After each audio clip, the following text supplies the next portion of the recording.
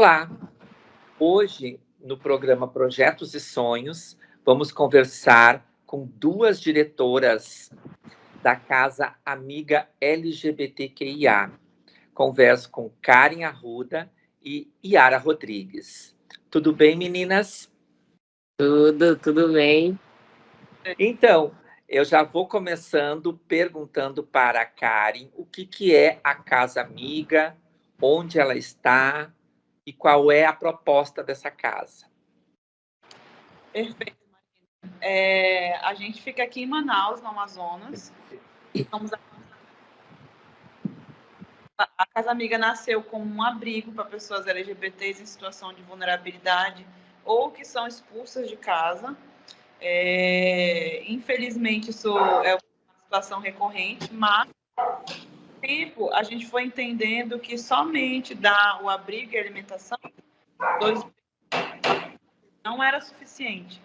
A gente precisava trabalhar as pessoas que aqui chegavam de forma integral. E aí, a partir disso, foram nascendo projetos que a gente tem hoje na casa, né? Que hoje a gente já chama de programas, né? Que é o Capacita Amiga, Casa Amiga na Rua, que é justamente a gente trabalha informações sobre saúde, mas a gente leva para fora da casa, a gente vai até as periferias, distribui informação através de outras ações, é bem legal. A gente também tem a Feirinha da Amiga, que é onde a gente trabalha a segurança alimentar.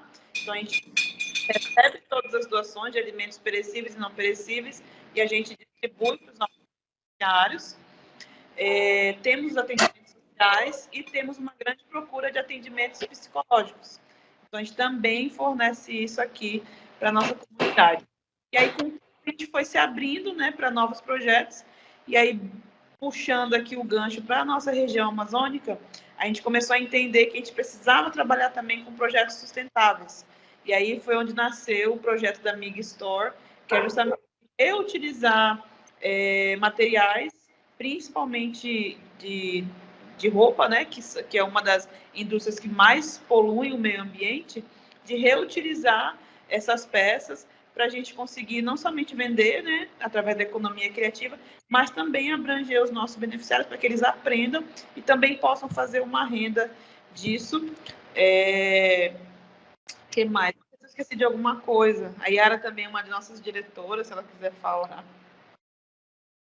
E aí, Yara, essa demanda, ela é muito grande da população LGBT, que ia mais excluída de casa, excluída, enfim, que procura o lugar, o espaço que vocês fazem esse acolhimento? Sim. Infelizmente, a Casa Amiga ela não consegue nem comportar a quantidade de pessoas que nos procuram nessa situação, né? Ao longo desses 6 anos de registro que nós temos, foram mais de 400 pessoas que a gente abrigou. Nossa! Fora a nossa lista de espera, que sempre foi contínua. A lista de espera pedindo abrigo, pedindo acolhimento, sempre foi extensa. Então, o que a gente conseguiu, né? O que a gente conseguiu acolher já foram mais de 400 pessoas. Então, esse número ele é bem maior.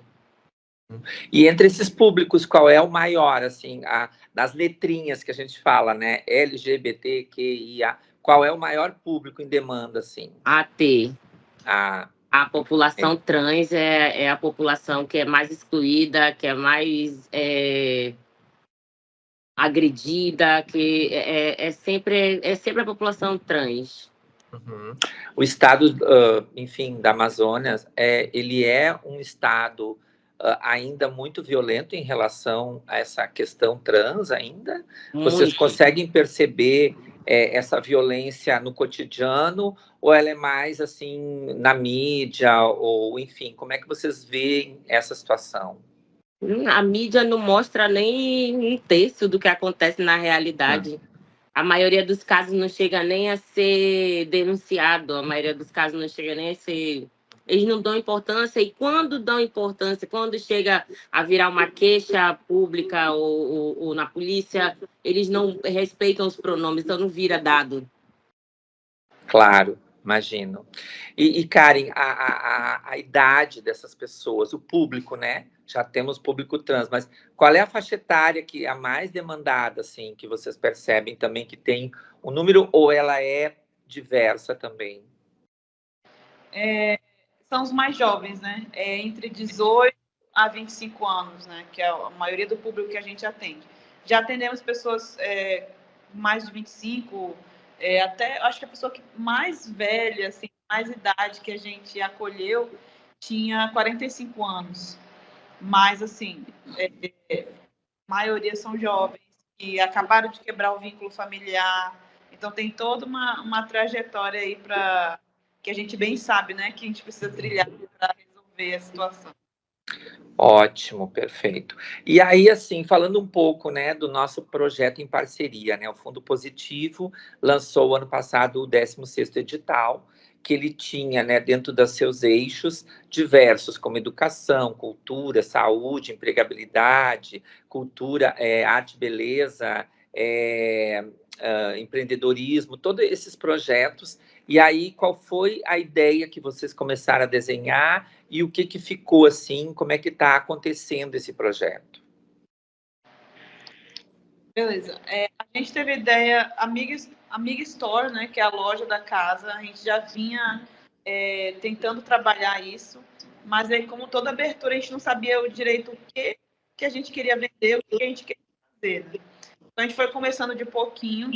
A gente tem uma das nossas voluntárias aqui que trabalha com grafite, e aí ela deu ideia, né, que a gente tem bastante brechó, como eu falei, a gente recebe doações, e a gente acaba, o que a gente fazia? A gente pegava as doações, as peças que estavam boas, né, e a gente doava para os nossos beneficiários. E aí ela teve essa ideia, olha, eu acho que eu consigo fazer um desenho numa peça de roupa dessa e tal. E a gente fez o teste, aí a gente se apaixonou. Eu falei, é isso. Então, vamos começar a partir para cima disso. E aí daí veio outras ideias, né? E aí a gente também contou com a contribuição de uma outra parceira nossa, que é uma multiartista aqui da cidade, é a Wendy, né? Que é uma mulher trans, que falou, olha, eu também, né, sei fazer, vamos reutilizar esses tecidos, vamos fazer ecobags, vamos fazer de outras peças e tal. E aí ela também embarcou nessa ideia junto com a gente de reutilizar esses tecidos e montar outras coisas bonitas que a gente consiga vender, não somente a gente, mas os nossos beneficiários que aprender a fazer também. Sim, perfeito. E dentro do público, né, desse projeto, como é que também ele está distribuído, assim? Como é que vocês conseguem, enfim, organizar isso por letrinhas, ou como é que ele está, assim? Qual é o público que está, na verdade, no projeto? A gente sempre abre para todo mundo, né? Todo mundo não somente LGBT, porque qual que é a demanda que a gente também começou a receber aqui já faz uns anos, Marina, é que as pessoas LGBTs, ela tem uma rede de apoio. Então, essa rede de apoio delas começaram a vir também, né? Que a maioria das pessoas moram na periferia. Então, a gente começou a abrir as portas para essas pessoas também, entendendo que se você é uma rede de apoio para uma pessoa LGBT, então a gente vai te abraçar também, né? E aí, todas as pessoas participam dos cursos, mas a maioria, nesse específico, né, o Mig Store, voltado para essa customização, a Psyche, quem mais está participando são os homens.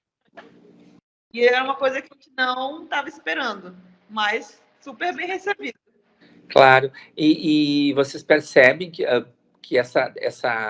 esse grupo que chegou, né, eles apresentam também essa necessidade de desenvolver, eles chegaram por chegar, ou eles estão querendo mesmo aprofundar e buscar esses conhecimentos? Eu senti um grande interesse. E eu acho que é justamente a ideia de ter a própria renda, né? A gente consegue entender, assim, no nosso histórico, a gente sempre trabalhou, como a Yara falou, nosso público maior sempre foi a comunidade trans, e a gente sempre trouxe eles também para trabalhar aqui com a gente. Então, a gente tem um grande número e a gente consegue ver que todos eles buscam esse mercado informal, digamos assim, né? Empreendedorismo sobreviver. E aí é uma forma de proteção também, de não Claro. ter que se expor no Eles mercado. buscam mesmo essas alternativas, porque aprendendo, né? Aprendendo a customizar uma roupa, aprendendo a fazer crochê, aprendendo a fazer um artesanato. É uma coisa que ele pode fazer sozinho, pode vender sozinho, não vai precisar, não, tipo, o máximo que ele vai precisar lidar é com o cliente, às vezes não precisa nem ser uma tratativa presencial, às vezes online mesmo, só faz as entregas. Então, eles ficam. A população trans, né, com todo esse acompanhamento que a gente faz, é uma população que ela é fechada, né? Ela tem medo. Então, quanto mais informal, quanto mais individual for, né, para eles é melhor. Por mais que a gente continue insistindo na inclusão, né? Não... A gente entender que, independente disso, a gente também vai ter a população que quer um trabalho formal, que quer uma segurança. E a gente consegue fazer isso no programa de empregabilidade. E aí, isso é sempre conversado, muito trabalhado. Até mesmo quando a pessoa consegue emprego, a gente continua sendo essa rede de apoio. A gente tem grupos, a gente tem a Roda Trans, que a gente fala aqui, onde é um grupo assim que eles vêm, é um lugar seguro, que eles desabafam, eles encontram outras pessoas trans. É uma rede de apoio. Então, ele ocorre na casa sempre, e aí a casa se torna um lugar seguro mesmo, para quem busca, né, qualquer Sim. Então, dentro desta rede que vocês, né, têm trabalhado, vocês conseguem também, assim, fazer um viés com as secretarias de saúde, da assistência, para dar esse outro tipo de apoio? Porque a gente sabe também, né, que a vulnerabilidade das pessoas trans para acolhimento num posto de saúde, na secretaria, sempre é mais complexo, né? Então, acho que se vocês conseguem fazer esse linking também com essa população? Sim.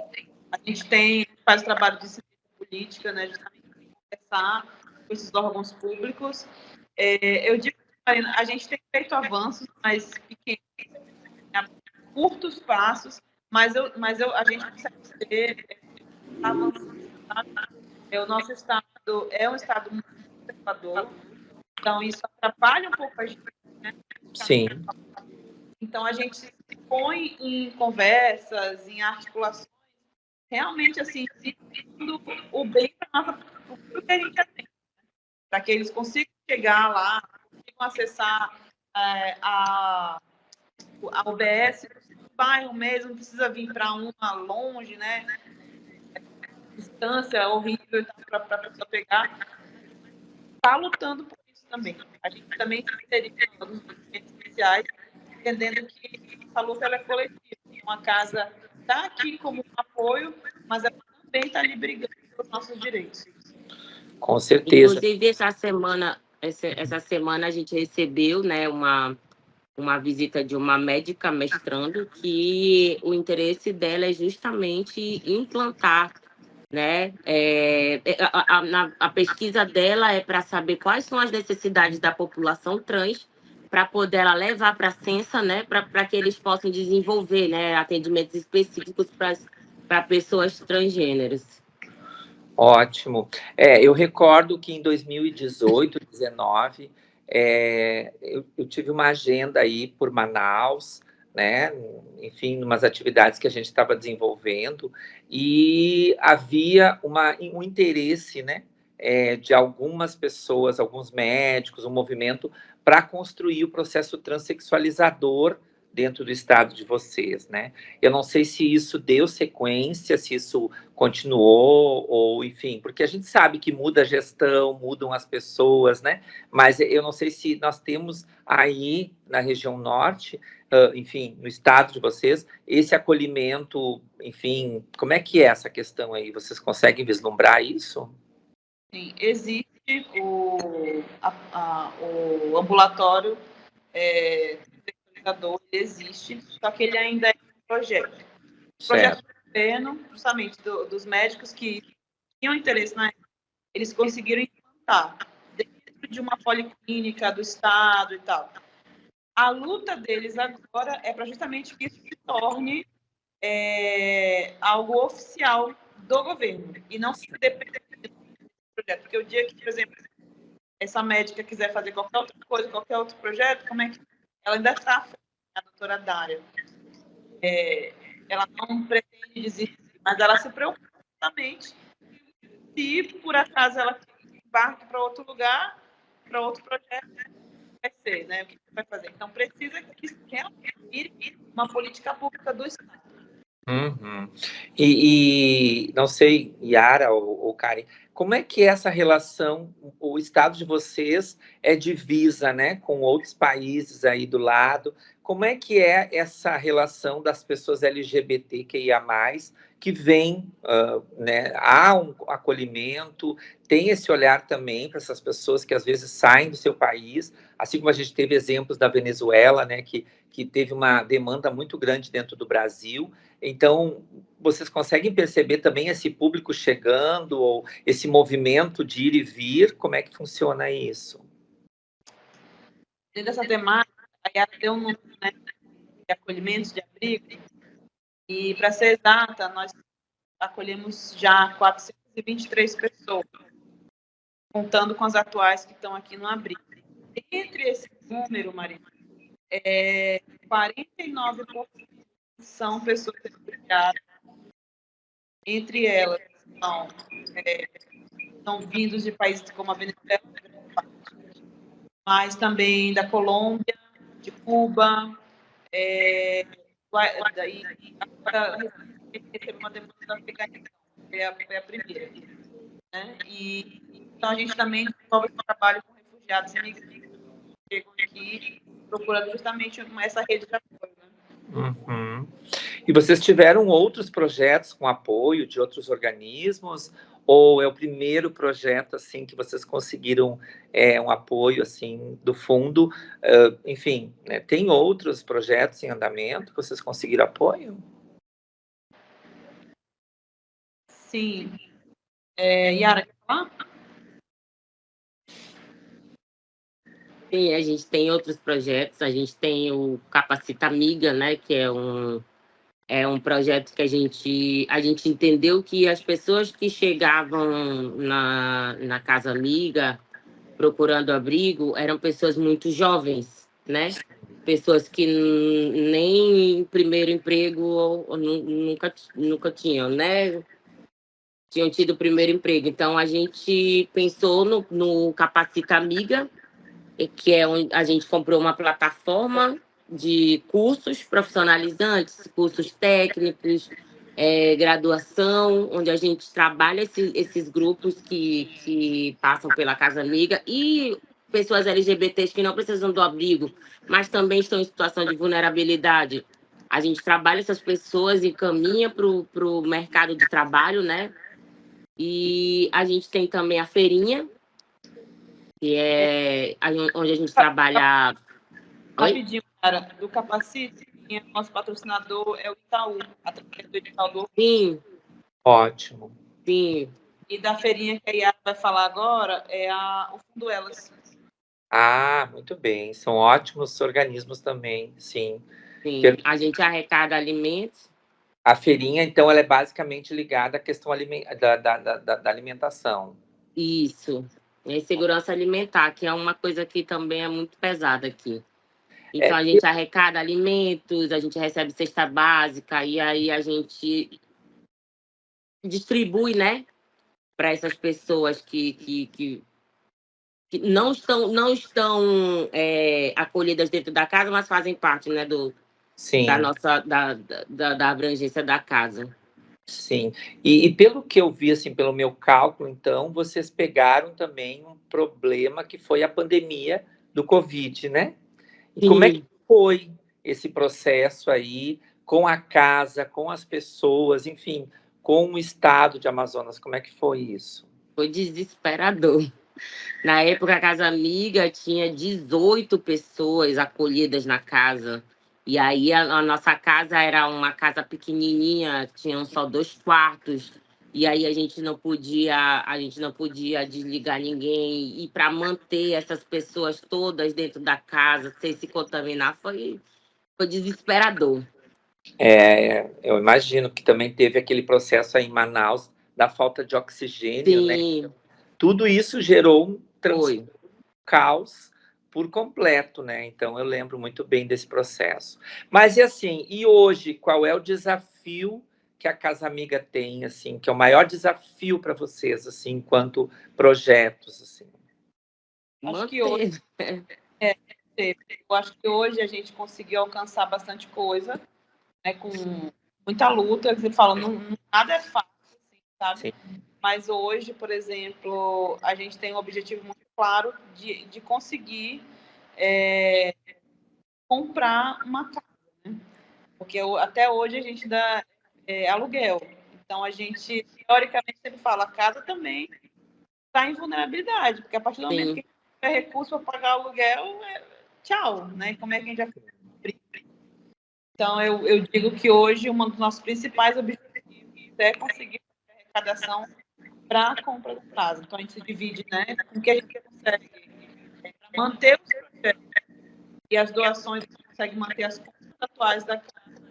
E a gente tem um fundo separado que é justamente conseguir comprar imóvel, né, que a gente não tenha mais essa que a gente preocupa hoje em dia.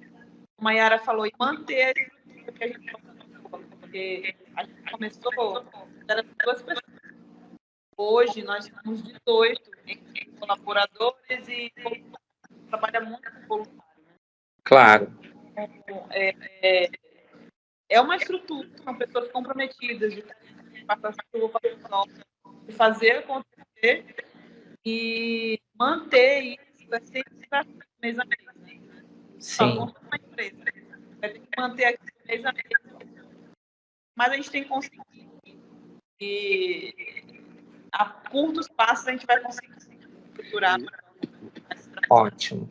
Em alguns estados a gente tem visto assim um movimento já de pedido de prédio público como doação, né?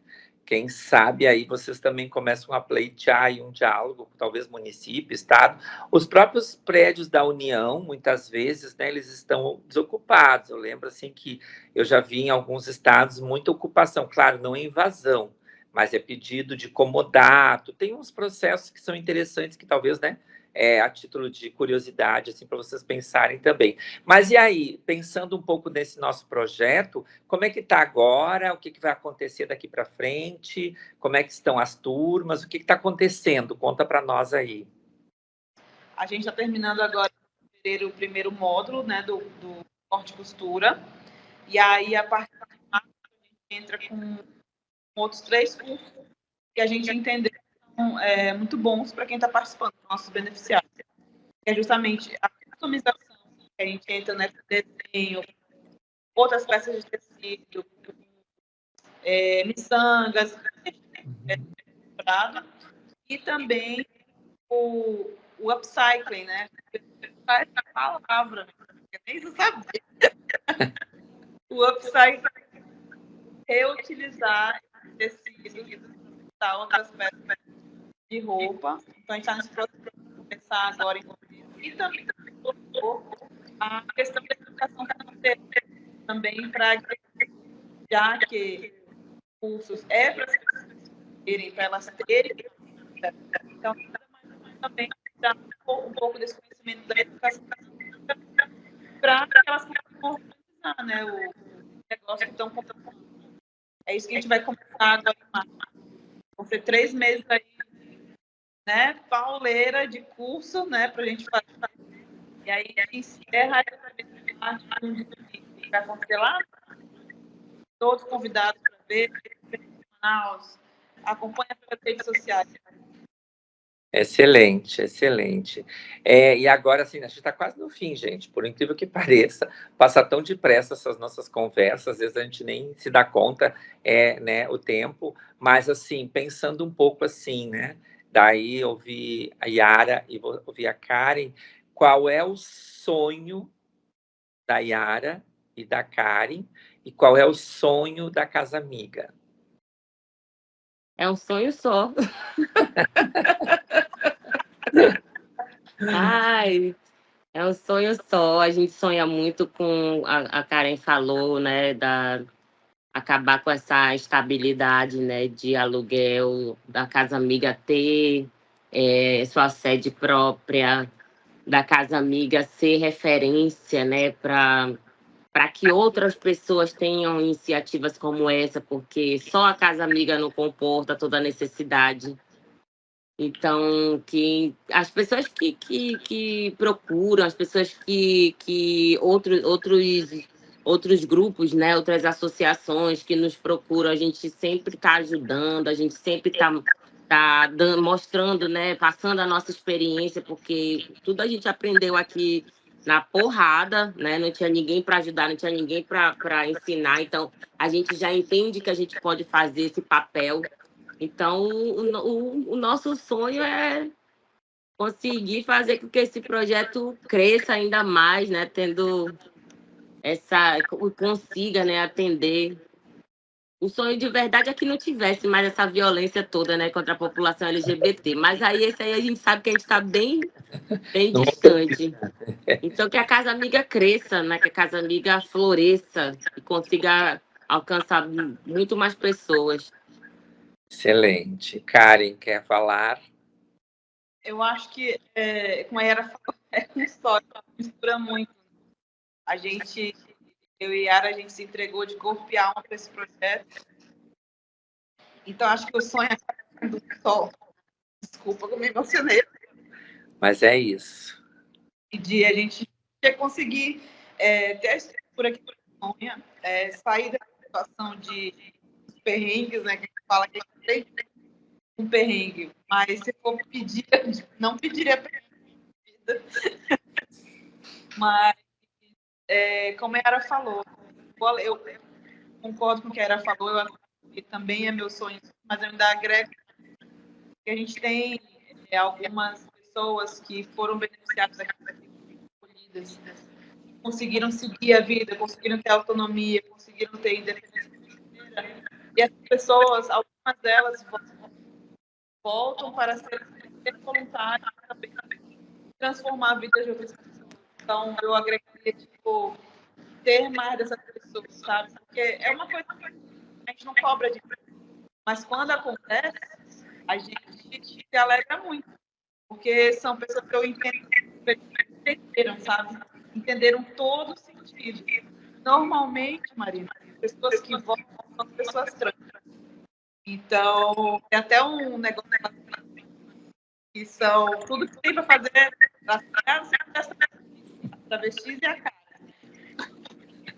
Basicamente, são as travestis, mas é justamente nesse lugar, sabe? São elas que voltam para nos fortalecer, para nos ajudar a fazer, sabe? Dão a cara a tapa, estão aqui recebendo as pessoas, estão ali no quintal com a gente, batendo massa, sabe? Para melhorar algumas coisas. Então, eu queria ver mais esse movimento, sabe? De ter mais pessoas voltando para enriquecer esse trabalho. Mas, assim, estou muito grata às pessoas que já estão aqui, que foram beneficiadas. E toda vez, todo final de ano, a gente tem nossa competição, eu choro, porque elas vão lá e contam a história delas.